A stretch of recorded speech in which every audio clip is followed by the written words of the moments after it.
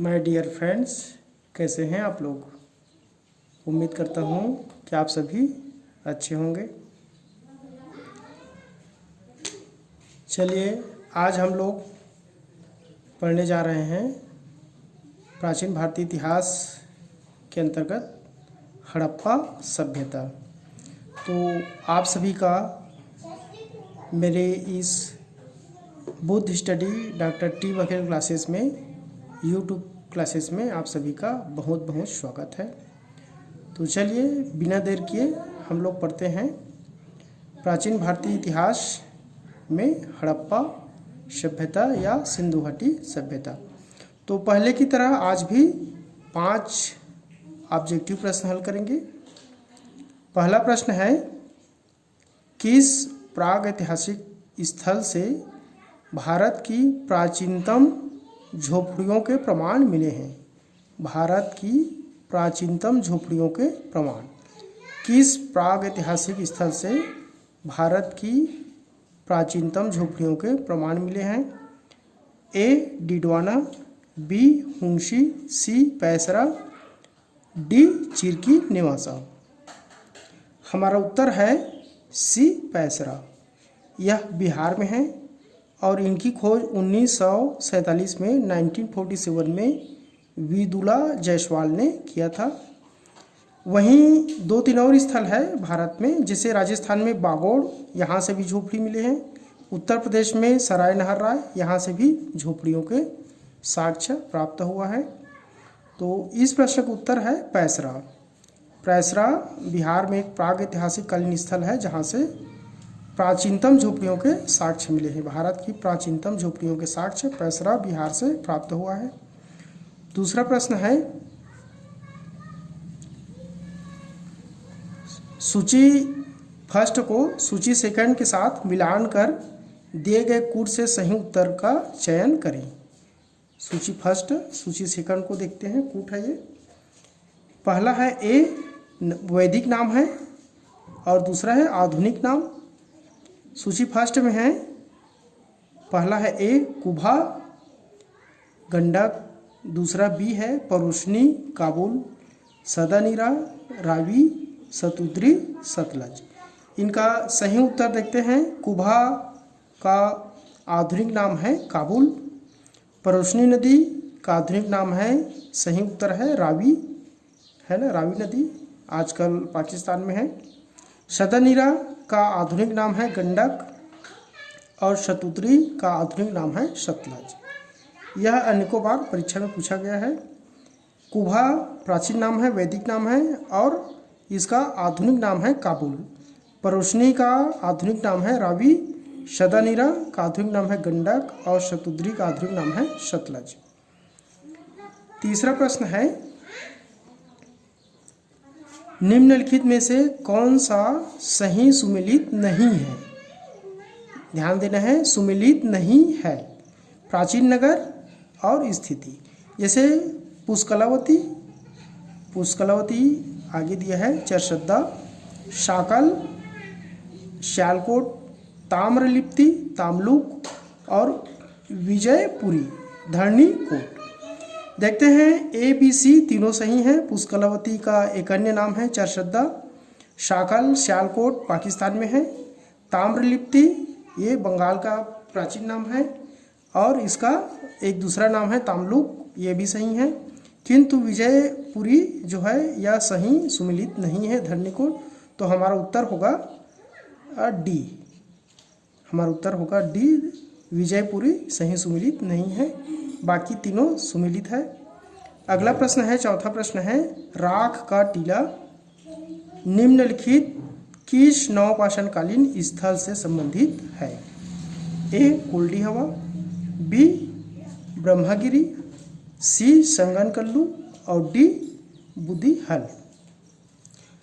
राख का टीला संबंधित है संगनकल्लू से। हमारा उत्तर है सी संगनकल्लू, जो कि कर्नाटक मैसूर में है, प्रायद्वीपीय भारत में है ना।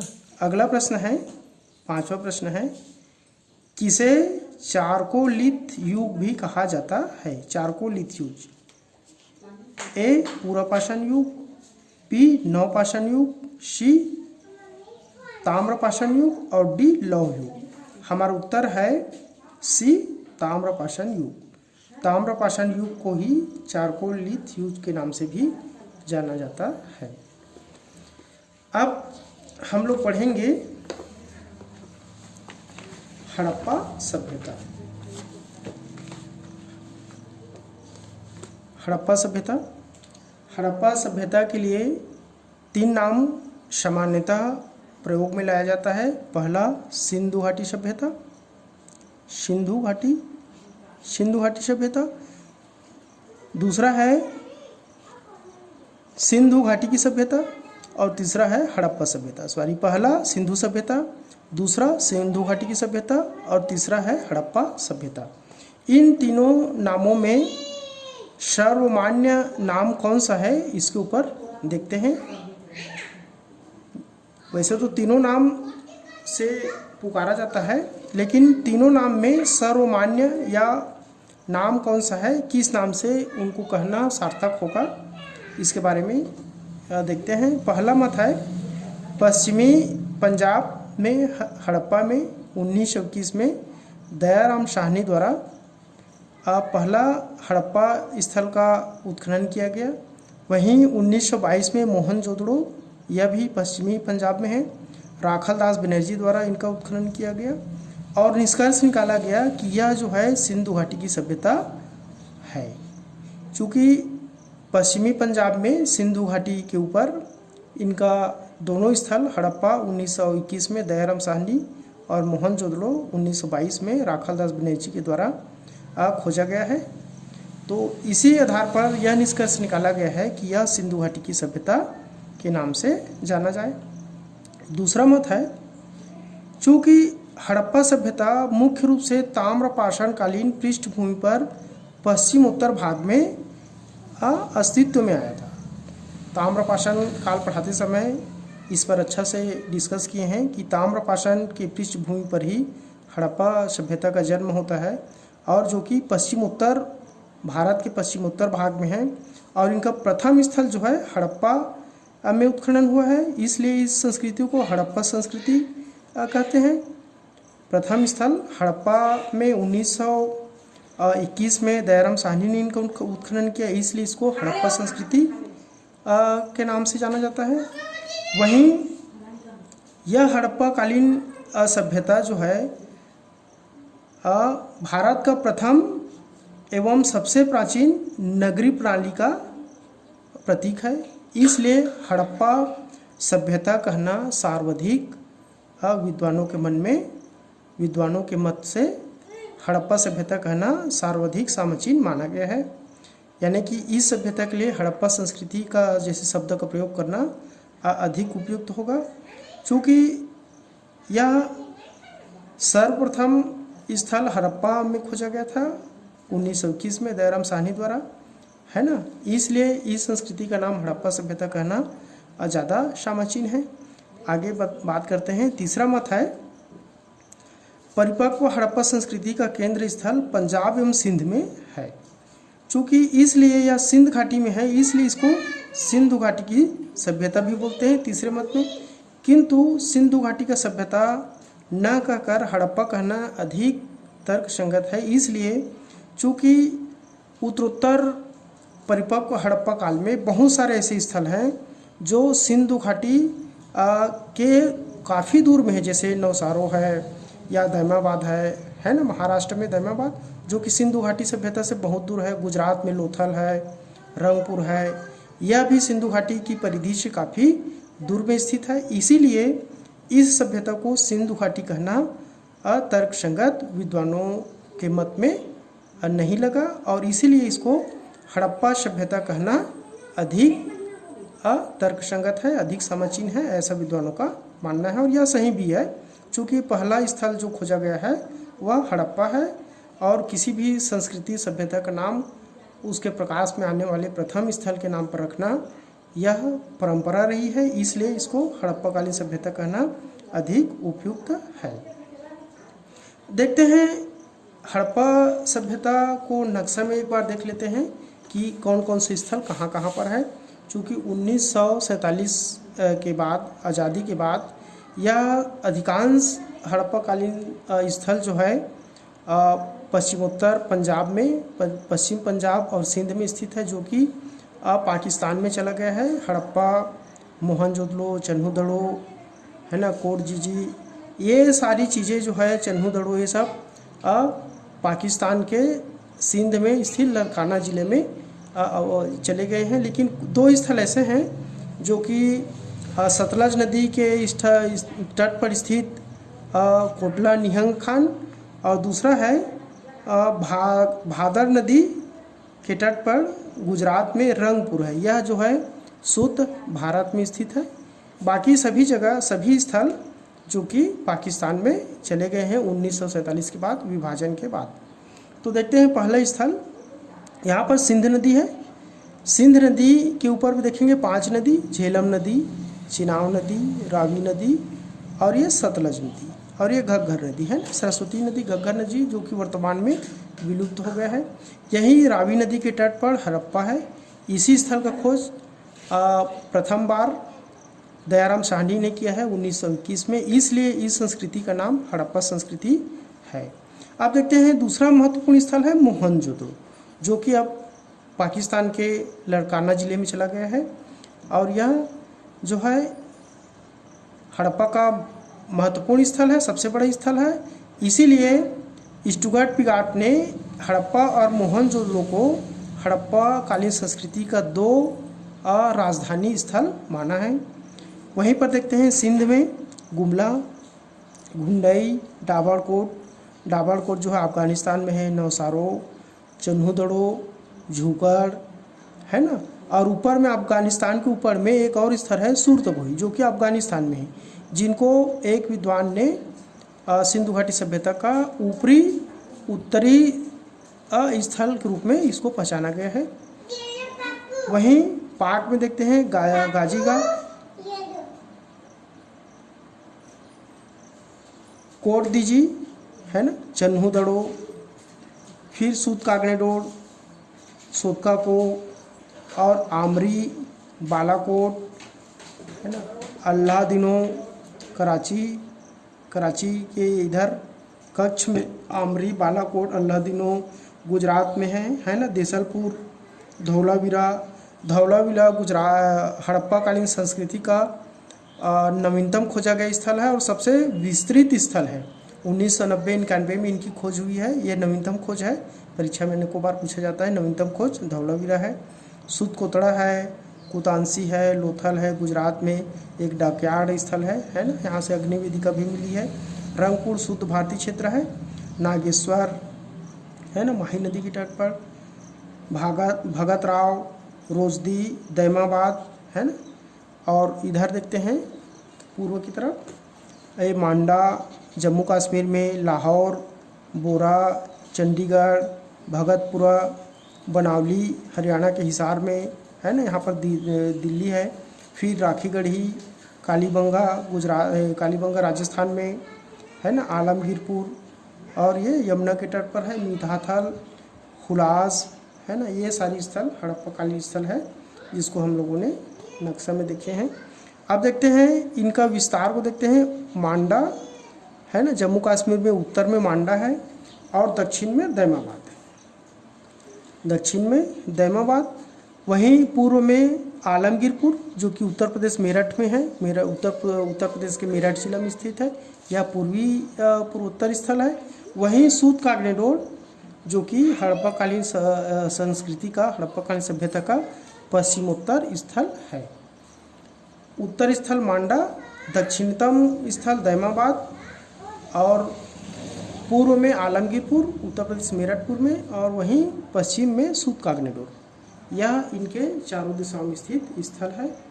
चूँकि इसके जो बॉर्डर वगैरह है, यह सोर्स लिया गया है वो एनसीईआरटी के किताब से लिया गया है। सोर्स जो है एनसीईआरटी का किताब से लिया गया है ना, और इसके जो बॉर्डर है वह ऑथेंटिक नहीं है ना। अब यहाँ पर देखते हैं हड़प्पाकालीन सभ्यता के अनुसंधान के 8 दशक, किस प्रकार हड़प्पा सभ्यता जो है अस्तित्व में आया, इसको हम लोग देखेंगे। सबसे पहले 1826 में सी मैनसन सीमेंसन ने 1842 में अपने प्रकाशित एक लेख में प्राचीन स्थल विद्वान होने की घोषणा किया।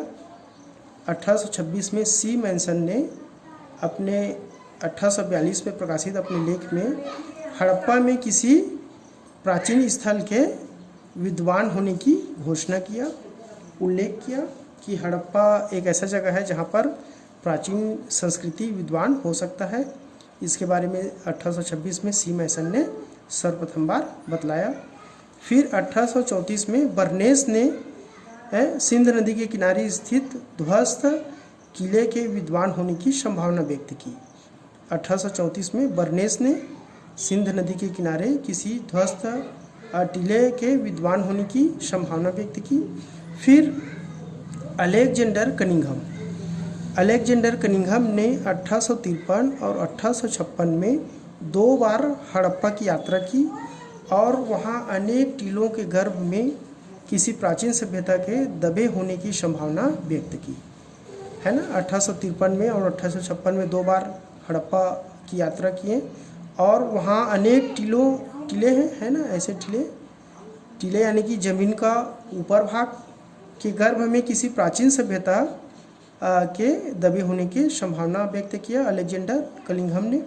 फिर अपने इस निष्कर्ष को चीनी यात्री हेन सांग के पोफातो दो इस लेख में मिलते हुए प्राचीन लेख से तर्क बिठाया कि हेनसांग ने जो कहा है और अलेक्जेंडर कनिंघम ने जो कहा है वह प्राचीन सभ्यता के बारे में, जो कि टीला के गर्त में होने का बात कही है। अलेक्जेंडर कनिंघम ने अपने बात को चीनी यात्री हेनसांग के विवरण से साम्यता दर्शाया कि हेनसांग ने भी ऐसा कुछ कहा है और अलेक्जेंडर कनिंघम ने भी टीला के गर्त में प्राचीन सभ्यता होने के बात दोनों कही है। इस प्रकार देखते हैं 1886 में एमएल डेल्स ने और 1912 में जेएफ फ्लीट ने मुद्राएं प्रकाशित किया और हड़प्पा सभ्यता संबंधित बहुत सारी मुद्राएं प्रकाशित किया। 1886 में एमएल डेल्स ने और 1912 में जेएफ फ्लीट ने, है ना, बहुत सारे इस संबंध में मुद्राएं प्रकाशित किया। जैसा कि कालीबंगा में पूर्व हड़प्पाकालीन संस्कृति के मुद्राएं मिले हैं और बर्तन, मिट्टी के बर्तन मिले हैं। इनकी साम्यता हड़प्पा के बहुत सारे स्थलों में पाए जाने वाले मृतभांड और मिट्टी के बर्तनों से तुलना किया। फिर यह सभ्यता अस्तित्व में कब आया? यह इस समय चूँकि भारत 1920 में ब्रिटेन का औपनिवेशिक देश था, ब्रिटेन यहाँ पर अपना पूरी तरीके से आधिपत्य जमा चुका था और औपनिवेशिक लाभ के लिए वे अपने संचार प्रणाली का विस्तार कर रहे थे। यहाँ के संसाधनों का अधिकाधिक दोहन करने के लिए वे रेल लाइन का विस्तार कर रहे थे। इसी समय 1920 में ब्रिटिश शासन के द्वारा सिंध में रेल लाइन का निर्माण किया जा रहा था। 1920 में सिंध में रेल लाइन का निर्माण किसके द्वारा किया जा रहा था? ब्रिटिश गवर्नमेंट के द्वारा। और इसी के फलस्वरूप जब वहाँ पर रेल लाइन बिछाई जा रही थी सिंध में, तब यहाँ का एक पुरातत्व सर्वेक्षण विभाग का महानिदेशक होता है जॉन मार्शल, है ना। इनके निर्देशन में वहाँ पर खुदाई किया जा रहा था। तो ब्रिटिश अधिकारियों ने यह बताया कि वहाँ पर किसी प्राचीन सभ्यता के दबे होने के प्रमाण मिलते हैं और यह बात उन्होंने जॉन मार्शल को भारतीय पुरातत्व सर्वेक्षण विभाग का महानिदेशक बनाकर भेजा कि आप वहाँ पर जाइए और पता लगाइए कि वे क्या है ना। 1920 में जब वे सिंध में रेल लाइन बिछाने के लिए खुदाई कर रहे थे, तब किसी प्राचीन सभ्यता के दबे होने के अवशेष प्राप्त हुए, है ना, ब्रिटिश अधिकारियों को। और उन्होंने जॉन मार्शल को भारतीय पुरातत्व सर्वेक्षण विभाग का महानिदेशक बनाकर वहाँ पर सिंध में भेजा कि जाइए आप वहाँ पर क्या है, कौन सी सभ्यता है, इसके बारे में आप पता लगाएं करके उसको भेजा। और उन्होंने जॉन मार्शल ने और उनके सहयोगी विशेष रूप से एम.एस. वत्स ने सिंधु घाटी में मुख्य रूप से हड़प्पा और मोहनजोदड़ो में खोज किया और विस्मयकारी खोज करने के बाद अपना ऐतिहासिक रहस्य उद्घाटन किया कि यहाँ पर कोई प्राचीन सभ्यता विद्वान है ना। इस प्रकार हड़प्पा सभ्यता का रहस्य उद्घाटन होता है विश्व में। फिर 1921 और 22 में सिंध या हड़प्पा सभ्यता की निर्णायक खोज हुई 1921 और 22 में, जिसमें निर्णायक खोज होने के बाद हमारा जो इतिहास है 1921 और 22 में हड़प्पा नामक स्थल की खोज हुई। राखलदास दयाराम साहनी ने खोज किया और यह बतलाया कि यह सभ्यता जो है मिस्र के नील नदी और मेसोपोटामिया जो कि इराक का प्राचीन नाम है वहाँ का दजला फरात, इस संस्कृति का प्राचीन संस्कृति है मिस्र और मेसोपोटामिया। इसकी समतुल्यता सिंधु घाटी सभ्यता से किया, यानी कि विश्व का प्राचीन संस्कृति मिस्र और मेसोपोटामिया है। अब जो कि हड़प्पा सभ्यता भी प्रकाश में आ गया 1921 में, तो उन्होंने बतलाया कि यह जो हड़प्पा सभ्यता है वह मिस्र की नील घाटी सभ्यता नील नदी और मेसोपोटामिया की दजला फरात सभ्यता के समतुल्य है, समकालीन है। इस प्रकार विश्व की प्राचीनतम सभ्यता के उत्खनन स्थल के रूप में भारत जो है विश्व के मानचित्र पर परिलक्षित हुआ। आगे देखते हैं 1924 में जॉन मार्शल है ना, भारतीय पुरातत्व सर्वेक्षण विभाग का महानिदेशक होता है। इन्होंने लंदन में अपना एक साप्ताहिक पत्र प्रकाशित किया और घोषणा किया कि सिंधु घाटी सभ्यता विशिष्ट संस्कृति के रूप में सर्वप्रथम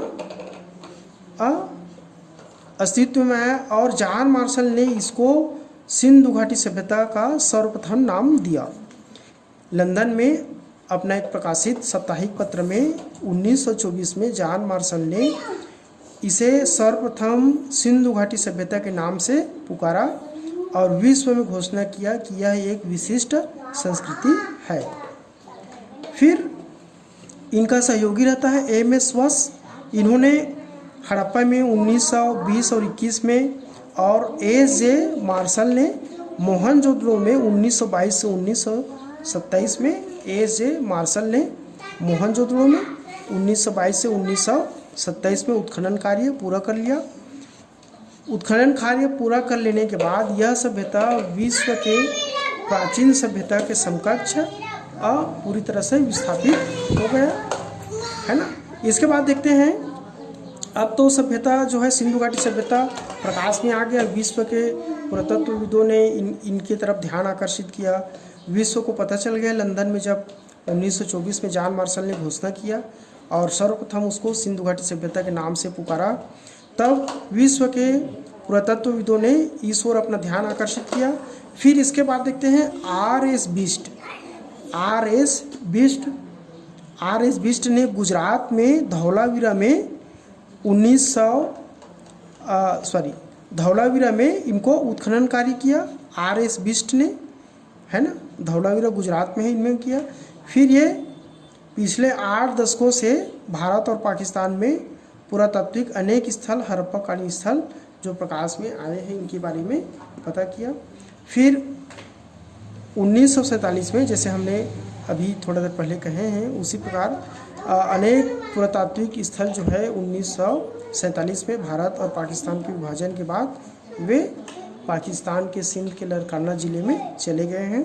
केवल 2 स्थल है जो कि सतलज नदी के तट पर रोपड़ में कोटला निहंग खान और भादर नदी के तट पर रंगपुर गुजरात में 2 स्थल है जो पूरी तरह भारतीय स्थल है। इनके अलावा बहुत सारे सभी स्थल पाकिस्तान में चले गए हैं। अब अगला देखते हैं, इस प्रकार सिंधु घाटी सभ्यता अस्तित्व में आया। अब उनके महत्वपूर्ण स्थल और उत्खनन वर्ष है ना, उत्खननकर्ता और उनकी स्थिति, इनके बारे में संक्षिप्त देखते हैं। पहला स्थल है हड़प्पा। इनका खोज हुआ है उत्खनन वर्ष 1921 में। उत्खनन करता है दयाराम साहनी। और कहाँ पर स्थित है ये? मांटगोमरी जिला पंजाब में, पश्चिमी पंजाब में, जो कि अब पाकिस्तान में है। मांटगोमरी जिला पश्चिमी पंजाब में, जो कि वर्तमान में पाकिस्तान में है। फिर दूसरा है मोहनजोदड़ो। मोहनजोदड़ो इनका उत्खनन हुआ है 1922 में। राखल दास बनर्जी जी है इनके उत्खननकर्ता, जो कि सिंध के ननकाना जिले में है और ये अभी पाकिस्तान में है। तीसरा स्थल है सूतकागनेडोर, जो कि सिंधु घाटी सभ्यता का पश्चिमोत्तर स्थल है। सूतकागनेडोर इनका खोज हुआ है 1927 में। R.L. स्टाइन इनका उत्खनन करता है। यह बलूचिस्तान में है, पाकिस्तान में, बलूचिस्तान में है ना। बलूचिस्तान के संबंध में वर्तमान में भारत और पाकिस्तान के संबंध में तनाव उत्पन्न हो गया है, चूँकि भारतीय लोग बलूचिस्तान को अपना मानते हैं और पाकिस्तान के लोग उन्हें पाकिस्तान का होने का दावा कर रहे हैं, जो कि भारत का ही स्थल है ना। वर्तमान में बलूचिस्तान को लेकर दोनों देशों में फिर से तनाव उत्पन्न हो गया है। तो यही बलूचिस्तान में स्थित सूतकागनेडोर है, जिनकी खोज R.L. स्टाइन ने की है 1927 में। चौथा स्थल है चन्हुदड़ो 1931 में। इनका उत्खनन करता है M.G. मजूमदार और यह सिंध पाकिस्तान में स्थित है। अगला है पांचवा है रंगपुर 1953 में। माधव स्वरूप वत्स अहमदाबाद गुजरात में स्थित है। यह भारत में, शुद्ध भारत में स्थित है स्थल है। अगला है छठवा है कोट डीजी 1935 में। धुरिया ने इनका खोज किया है, सिंध पाकिस्तान में है। रोपड़ 1953 में। Y.G. शर्मा इनके उत्खनन करता है, पंजाब में स्थित है। कालीबंगा 1953 में। A. घोष ने इसका खोज किया है और ये जो है गंगानगर राजस्थान में है। यहाँ से जूते हुए खेत या जूते हुए कूड़ के और साक्ष्य प्राप्त हुआ है कालीबंगा से। फिर अगला है लोथल, यह डॉकयार्ड स्थल है। 1955 से 1963 में इनका खोज किया है। S.R. राव ने इनको खोज किया है, जो कि अहमदाबाद में है और यह काठियावाड़ गुजरात में है। अहमदाबाद काठियावाड़ गुजरात में स्थित है। 1955 से 63 में R.S. राव ने लोथल का खोज किया है। आलमगीर 10वां स्थल है। आलमगीर 1958 में। यज्ञदत्त शर्मा ने इनका उत्खनन किया है, मेरठ उत्तर प्रदेश में है। सुरकोतड़ा 1972 से 1975 में। जगपति जोशी इनके उत्खनन करता है, कच्छ गुजरात में है। सुरकोतड़ा भी गुजरात में है। बनावली 1973 में। R.S. बिष्ट ने इसको उत्खनन किया है, जो कि हिसार हरियाणा में है, बनावली है ना। धौलावीरा नवीनतम खोजा गया स्थल है और सबसे ज़्यादा विस्तृत खोजा गया स्थल है धौलावीरा। 1990-91 में इनको खोजा गया है और यह कच्छ का रण में गुजरात में स्थित है। राखीगढ़ी रफ़ीक मुगल ने इनका खोज किया है, हरियाणा में है। और दैमाबाद 1974 से 79 में महाराष्ट्र में अहमदनगर में स्थित है। इस प्रकार इनके उत्खनन स्थल है, महत्वपूर्ण स्थल, उत्खनन वर्ष और उनके उत्खननकर्ता और वो स्थल कहाँ पर स्थित है, इनको ध्यान में रखेंगे, यह बहुत ही महत्वपूर्ण है। अब देखते हैं इनका काल निर्धारण। काल निर्धारण है ना, काल निर्धारण को देखेंगे, कब इनका किस प्रकार का काल निर्धारण किया गया है।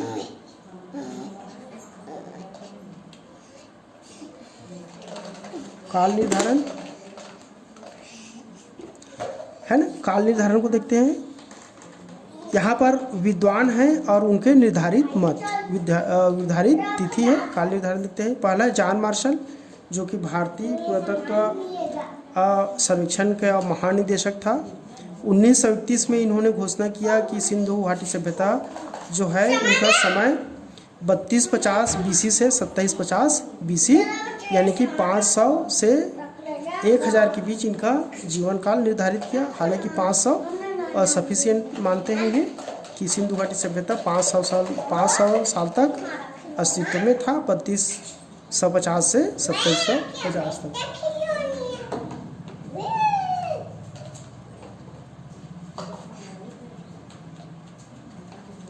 दूसरा है अर्नेस्ट मैके, मोहनजोदड़ो का खोज किया है इसने, अर्नेस्ट मैके ने। इन्होंने बताया कि 2800 से 2500 BC तक लगभग 300 वर्ष तक सिंधु घाटी सभ्यता अपने अस्तित्व में रहा। तीसरा है माधव स्वरूप वत्स। माधव स्वरूप वत्स ने बताया 3500 से 2700 BC तक, BC बिफोर ऑफ क्राइस्ट, है ना। फिर CJ गैंड, जिन्होंने मेसोपोटामिया का है ना, इन्होंने 2350 से 1750 के बीच निर्धारण किया। मार्टिवियल व्हीलर 2500 से 1500 BC। फेयर सर्विस और स्टुगर्ट पिगाट ने 2000 से 1500 BC इनका काल निर्धारण किया है। वहीं कार्बन 14 विधि जो कि सर्वमान्य मत है वो 2500 से 1700 BC है। और यही विद्वानों का मानना है कि सिंधु घाटी सभ्यता 2500 BC से 1700 BC के बीच में अस्तित्व में रहा था, है ना। अब यहाँ पर देखते हैं नवीनतम आंकड़ों के अनुसार यह सभ्यता 400 से लेकर 500 वर्षों तक विद्वान रही। विद्वानों का ऐसा मानना है कि सिंधु घाटी सभ्यता 400 वर्ष से लेकर 500 वर्ष तक अस्तित्व में था, विद्वान था, ऐसा विद्वानों का मानना है। और यह जो है विकसित रूप में परिपक्व अवस्था में 2200 से 2000 BC के मध्य में अपनी परिपक्व अवस्था में था, है ना। इससे विस्तार क्षेत्र को हम लोग देख ही चुके हैं। उत्तर में मांडा जम्मू कश्मीर में है ना, उत्तर में मांडा, दक्षिण में भगत राव, है ना। नवीन आंकड़ा 1974 में दैमाबाद, अभी दैमाबाद को लिया जा रहा है परीक्षा में। भगत राव अगर ऑप्शन में है तो भगत राव भी है, किंतु 1974 के बाद दैमाबाद एक नवीन खोज हुआ है, जिसके बाद हड़प्पाकालीन सभ्यता का दक्षिणतम स्थल दैमाबाद को माना गया है, जो कि कीमुहाना में है, गुजरात में है। अब यहाँ पर देखते हैं इनका पूर्वी स्थल उत्तर प्रदेश में मेरठ में आलमगीरपुर, उत्तर प्रदेश के मेरठ में आलमगीरपुर इनका पूर्वी स्थल है। पश्चिमी स्थल वेस्ट में सूतकागनेडोर, यह बलूचिस्तान में है। और इस प्रकार संपूर्ण हड़प्पा सभ्यता जो है त्रिभुजाकार आकृति में फैला हुआ है। और इनका दूरी देखते हैं, उत्तर से दक्षिण यह 1100 किलोमीटर में है, 1100 किलोमीटर में है, उत्तर से दक्षिण में 1100 किलोमीटर तक फैला हुआ था। और वहीं पूर्व से पश्चिम तक 1550 किलोमीटर के दूरी तक यह फैला हुआ था।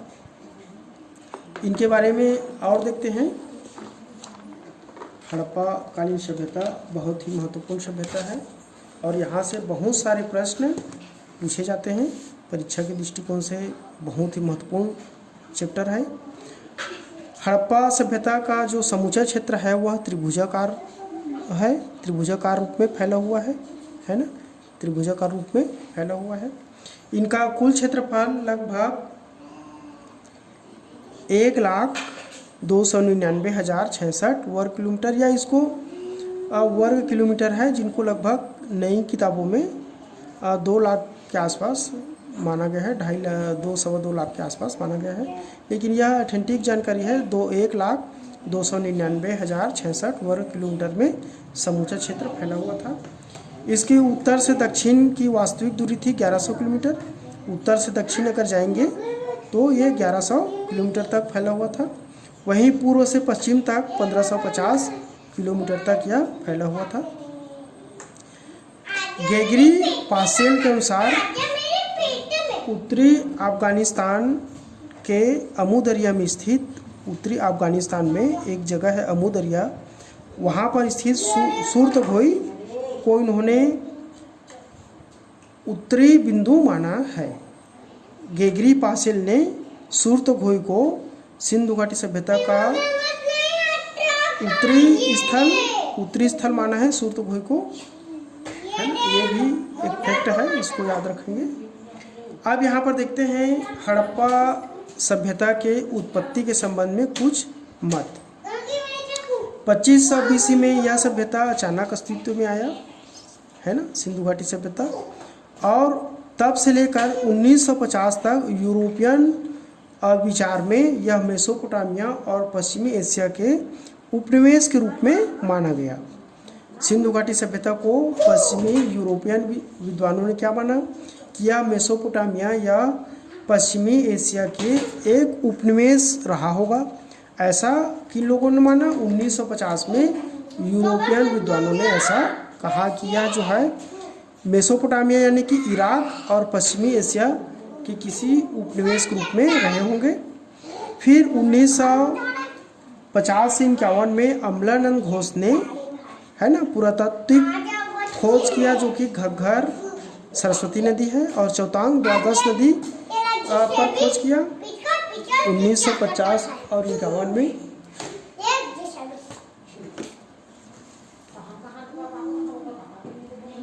1950-51 में अमलानंद घोष ने पुरातात्विक खोज किया घग्गर और चौतांश नदी के तट पर, और निष्कर्ष निकाला कि यहाँ की जो मिट्टी के बर्तन हैं वह कालीबंगा से प्राप्त हड़प्पा पूर्व युग की मिट्टी के बर्तनों के समान हैं। घग्गर यानी कि सरस्वती नदी और चौतस यानी कि द्वादश नदी के तट पर खोज किया 1950 और 51 में अमलानंद घोष ने, और वहाँ से प्राप्त मिट्टी के बर्तनों की साम्यता हड़प्पा सभ्यता के पूर्व हड़प्पा पूर्व युग के कालीबंगा स्थल है ना, इसको हम लोग ताम्रपाषाण युग में अच्छे से पढ़े हैं कि यह जो हड़प्पा पूर्व स्थल है और हड़प्पा के समय भी, हड़प्पाकालीन समय भी इनका पूरी तरह अस्तित्व रहा राजस्थान गंगानगर में। यहाँ से प्राप्त बर्तनों में पूरी तरह साम्यता थी, और इसलिए इन दोनों स्थलों को मिश्रित संस्कृति को इन्होंने अमलानंद घोष ने सोथी संस्कृति के नाम से पुकारा, नया नाम दिया सोथी संस्कृति। किसने? अमलानंद घोष ने 1950 और 51 में। सोथी संस्कृति क्या है? यह जो हड़प्पा पूर्व स्थल कालीबंगा से प्राप्त मिट्टी के बर्तन और घग्गर और चौतांग द्वादश नदी के तट पर मिला हुआ मिट्टी के बर्तन, दोनों में साम्यता है, इसलिए इस मिश्रित संस्कृति को सोथी संस्कृति का नाम दिया अमलानंद घोष ने 1950 और 51 में। अगला देखते हैं 1975 में एक फ्रांसीसी पुरातत्वविद जे.एफ. जयरिंज ने मेहरगढ़ में उत्खनन किया, जो कि मिश्रित संस्कृति के साक्ष्य प्रस्तुत करते हैं। चूँकि मेहरगढ़ भी बलूचिस्तान में स्थित है और नवपाषाणकालीन संस्कृति पढ़ते समय मेहरगढ़ को हम लोगों ने डीप कवर किए हैं। देखते हैं कि यह नवपाषाणकालीन स्थल में किस प्रकार सिंधु घाटी सभ्यता का साम्यता है। 7000 BC से 2800 BC तक, 2800 से 2000 BC तक नौसारो और 1000 BC से पिराप, इन स्थलों का खोज किया। फिर एलिचिन्स ने के अनुसार हड़प्पा के महान अन्नगार जो कि प्राचीन पूर्वजों का प्रतिनिधित्व करते हैं एलिचिन्स के अनुसार, है ना। मेहरगढ़ के बारे में देखते हैं, वे आखेटक थे, खाद्य संग्राहक थे, पशुपालक और स्थायी बसाहट थे। नवपाषाणकालीन साक्ष्य प्रस्तुत करते हैं। इनकी गारे की हस्तनिर्मित ईंटों के बने हुए मकान और बहुत सारे कमरे होते थे। फिर यहाँ से मिला हुआ चिंकारा, हिरण, नीलगाय, गोरखर, जंगली सुअर, बकरियां, भेड़ और अन्य मवेशी यहाँ से मिला है, जो कि पूर्व हड़प्पा कालीन संस्कृति का स्थल है, जिनसे हड़प्पा काल में पाए गए स्थलों की साम्यता प्राप्त होता है। यहाँ पर देखते हैं इसके तीसरे कालखंड में 4000 BC में कुबड़ वाले बैल मिला है, और हड़प्पा सभ्यता में भी कुबड़ वाले बैल या सांड के साक्ष्य प्रमाण मिलते हैं। फसल गेहूँ, जौ, मसूर या हड़प्पा कालीन मुख्य फसल है, गेहूँ, जौ, मसूर, है ना। फिर 3500 BC में यहाँ पर मातृ देवी के रूप में बहुत सारे मिट्टी की मातृ देवी के साक्ष्य प्राप्त होते हैं, है ना। तो यह भी चूँकि सिंधु घाटी सभ्यता को मातृकालीन सभ्यता, मातृसत्तात्मक सभ्यता के नाम से भी जाना जाता है। इनकी साक्ष्य मिलता है 3500 BC में बहुत सारे देवियों के मिट्टी के लघु मूर्तियाँ मिला है, और कृषक बस्तियों के संख्या इस समय 3500 BC में काफ़ी बढ़ गई थी। किंतु 3000 BC के आते आते यह सभ्यता अपना प्रारंभिक नगरीकरण का स्वरूप धारण कर लिया था। 3500 BC तक यह जो नवपाषाणकालीन सांस्कृतिक साक्ष्य प्रस्तुत करते हैं, किंतु 3000 BC के आते आते सिंधु घाटी सभ्यता या हड़प्पा सभ्यता अपने प्रारंभिक नगरीकरण का स्वरूप में परिवर्तन हो गया था। जैसे इसके स्पष्ट साक्ष्य मिलता है बालाकोट से और आमरी से। बालाकोट और आमरी से प्रारंभिक नगरीकरण के साक्ष्य प्रस्तुत होते हैं। दो स्थल ऐसे हैं जहाँ से 3000 BC में प्रारंभिक नगरीकरण का साक्ष्य प्रस्तुत करता है, बालाकोट और आमरी। अब देखते हैं कुछ परिवर्तन के चिन्ह रहमान टेढ़ी में भी देखने को मिलता है। रहमान टेढ़ी है ना, रहमान टेढ़ी देखते हैं इसमें क्या है। मिट्टी के बर्तनों की बहुत बड़ी संख्या में उत्कीर्णन यहाँ से हुआ है और लिपिकी चिन्ह भी यहाँ से मिला है। रहमान टेढ़ी में मिट्टी के बहुत सारे उत्कीर्णन मिले हैं, उत्कीर्णन चिन्ह मिले हैं बर्तन में, और लिपिकी उत्कीर्णन के चिन्ह भी यहाँ से मिलते हैं। इनकी एक अन्य विशेषता है योजनाबद्ध स्वरूप।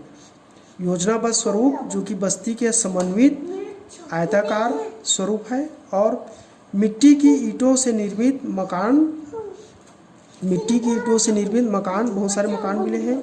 व्यवस्थित गलियाँ यहाँ से मिला है, और यही विशेषता जो है योजनाबद्ध स्वरूप है ना, बस्ती के समन्वित आयताकार रूप, मिट्टी के ईंटों से निर्मित मकान, व्यवस्थित गलियाँ, यह जो है किसकी विशेषता है? हड़प्पा सभ्यता की विशेषता है, जो कहाँ से मिल रही है? रहमान टेढ़ी से, जो कि हड़प्पा पूर्व स्थल का साक्ष्य प्रस्तुत करते हैं। और यही जो है विकसित हड़प्पा सभ्यता में भी समानांतर रूप से देखने को मिलता है। रहमान टेढ़ी संभवतः उन सबसे प्राचीन नगरों में से एक है जिसमें नगर प्राचीन का निर्माण उस प्रारंभिक युग में किया गया था। नगर प्राचीर यानी कि नगर को एक प्राचीर बनाकर ढकने की परंपरा या दुर्ग बनाने की परंपरा जो कि रहमान टेढ़ी से प्राप्त होता है, या प्रारंभिक युग का साक्ष्य प्रस्तुत करता है, जो कि सिंधु घाटी सभ्यता की एक महत्वपूर्ण विशेषता है। नगरीकरण, नगर नियोजन या नगरीकरण है ना, नगर दुर्ग का निर्माण करना सिंधु घाटी सभ्यता का महत्वपूर्ण विशेषता है। इनकी शुरुआत रहमान टेढ़ी से प्राप्त होती है। गुमला बन्नी घाटी में स्थित है। लेबान कोतवार के पठारी प्रदेश में स्थित है, यहाँ से भी सरायखोला है ना, उत्तर प्रदेश में है, 9% का स्थल है। रावी नदी के तट पर एक अन्य स्थल है जलीलपुर है, जो कि हड़प्पा पूर्व स्थल है, जहाँ से हड़प्पा सभ्यता इन वस्तुओं से गुजरकर अपने मूल अस्तित्व में आया। जैसे बुर्ज अल्लाह दिनों के दक्षिण में यह बुर्ज होम जो है कश्मीर, जम्मू कश्मीर में है, जम्मू के नीचे में है। अब गुपक्राल जहाँ से 9% कालीन स्थल है, जहाँ से गर्तावास के साक्ष्य मिलते हैं, और अपने मालिक के साथ कुत्ते को दफनाए जाने के साक्ष्य मिलते हैं बुर्ज होम से। अब गुपक्राल से, गुपक्राल का मतलब होता है कुम्हार का गुफा, और बुर्ज मतलब भोज वृक्ष के भोज वृक्ष है ना, बुर्ज होम का मतलब होता है भोज का वृक्ष, ताड़ वृक्ष। ये दोनों साक्ष्य यहाँ से मिलता है। कोल्डी हवा अल्लाह दिनों के दक्षिण में कोल्डी हवा स्थित है, जहाँ से 440 से 4530 BC में इनका मिलता है, जहाँ से कोल्डी हवा से विश्व में प्राचीनतम चावल के साक्ष्य मिलते हैं कोल्डी हवा से, जो कि 9% कालीन स्थल है। इन सारे चरणों से गुजरकर हड़प्पा कालीन सभ्यता अपने मूल अस्तित्व में आया। अभी तक जितना हम लोग चर्चा कर रहे हैं, रहमान टेढ़ी, बुर्ज होम, गुपक्राल, मेहरगढ़, कोल्डी हवा, यह सब हड़प्पा पूर्व स्थल यानी कि 9% कालीन स्थल है, जिनके अस्तित्व पर ही सिंधु घाटी सभ्यता आगे चलकर अपने मूल रूप में अस्तित्व में आता है। अब यहाँ पर देखते हैं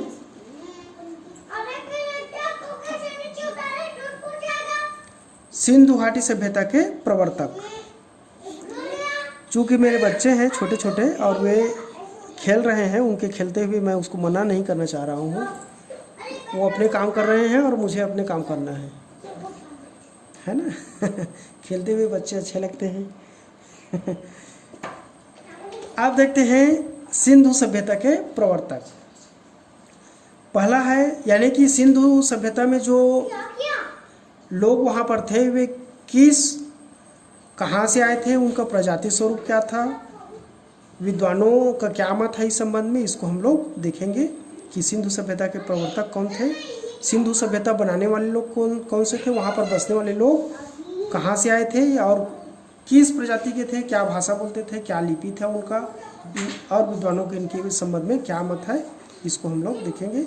सिंधु कालीन जनसंख्या के प्रजाति स्वरूप की पहचान के संबंध में हालांकि विद्वानों में अनिश्चितता है, यानी कि कोई भी एक मत स्वीकार्य नहीं है अभी तक कि इसके प्रजाति किस प्रजाति के रहे होंगे सिंधु कालीन जनसंख्या। सिंधु घाटी सभ्यता के प्रवर्तकों का या मूल संस्थापकों के संबंध में हमारी जानकारी केवल समकालीन खंडहरों से प्राप्त मानव कंकाल या कपाल है, खोपड़ियाँ, जिससे हमारे विद्वान यह पता करने में प्रयास किए हैं और कर रहे हैं, आगे भी अन्वेषण कर रहे हैं कि जो मानव कंकाल मिला है और जो कपाल मिला है, खोपड़ियाँ मिला है, वह किस प्रजाति का, किस भाषा समूह का, किस क्षेत्र का प्रतिनिधित्व करता है। यह काफ़ी अनिश्चितता है इसको सुनिश्चित कर पाना कि वे किस प्रजाति के हैं, उनकी भाषा क्या है, उनकी लिपि क्या है ना। तो इनके प्राप्त साक्ष्यों से पता चलता है कि वे मोहनजोदड़ो की जनसंख्या है ना, मोहनजोदड़ो सबसे बड़ा स्थल था हड़प्पा कालीन सभ्यता में, वहाँ की जनसंख्या एक मिश्रित प्रजाति की थी। मोहनजोदड़ो की जनसंख्या है वह मिश्रित प्रजाति की थी, विद्वानों ने ऐसा बतलाया है। साक्ष्य प्रस्तुत किया है कि जो सबसे बड़ा स्थल था, लेकिन वहाँ की जो जनसंख्या है वह मिश्रित प्रजाति की थी, जिनमें कम से कम 4 प्रजातियाँ के साक्ष्य प्राप्त हुए हैं। प्रजातियाँ 4 प्रकार के रहे होंगे, कौन कौन से इसको देखते हैं।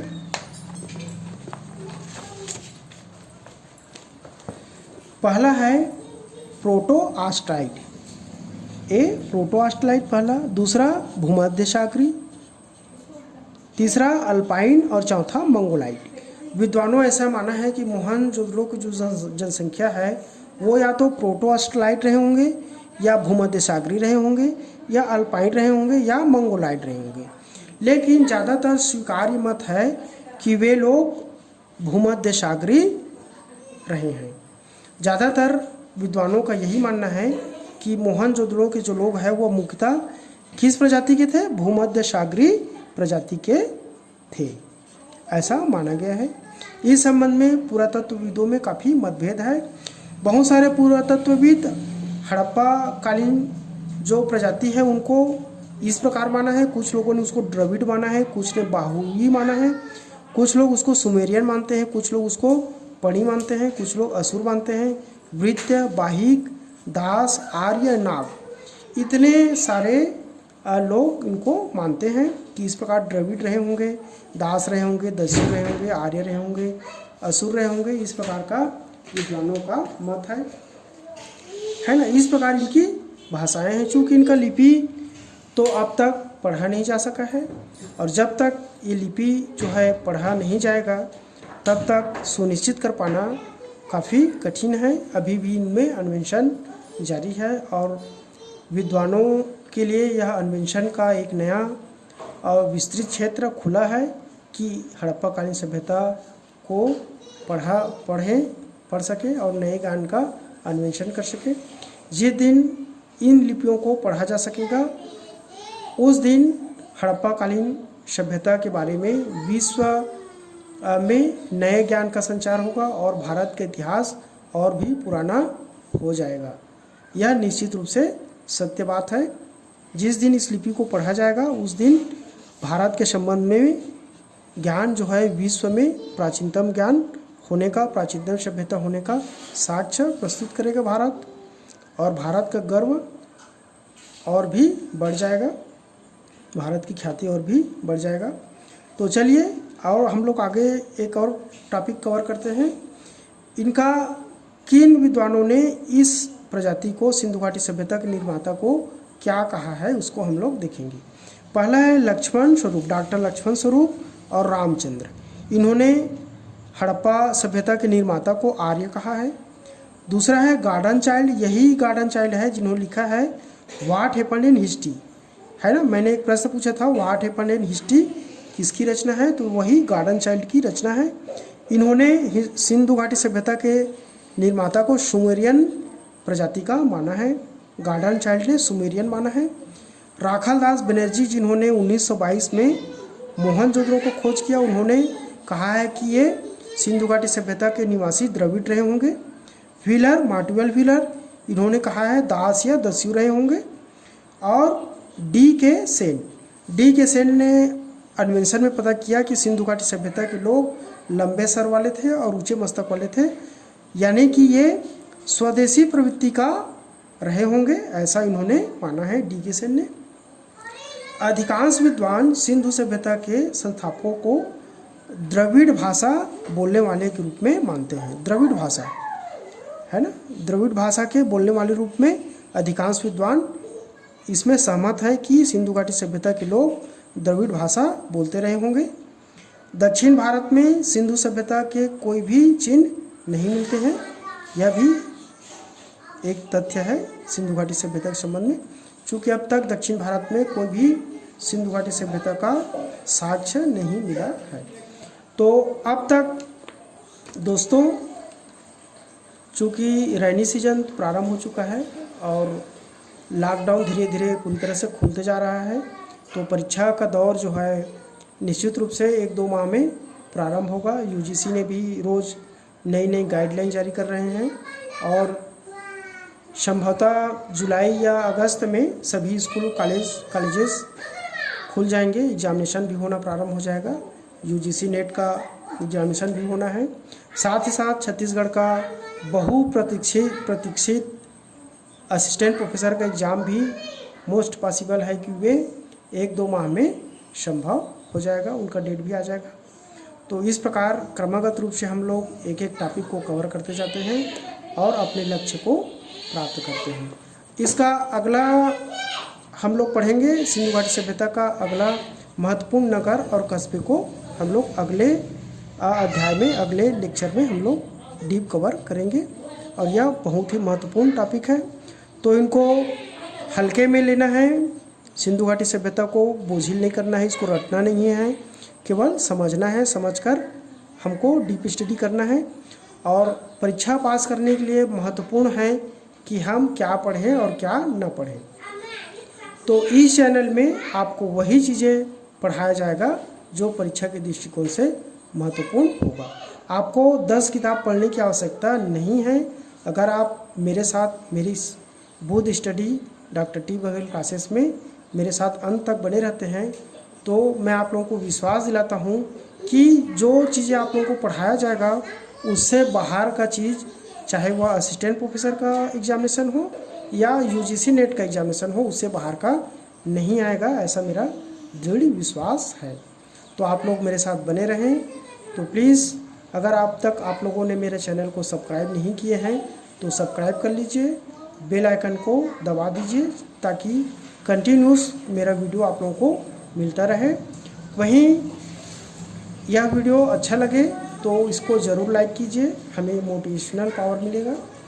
और अपने दोस्तों के साथ अधिक से अधिक शेयर कीजिए ताकि इनको इस चैनल का लाभ अधिक से अधिक लोगों को प्राप्त हो सके। जय हिंद दोस्तों, जय हिंद।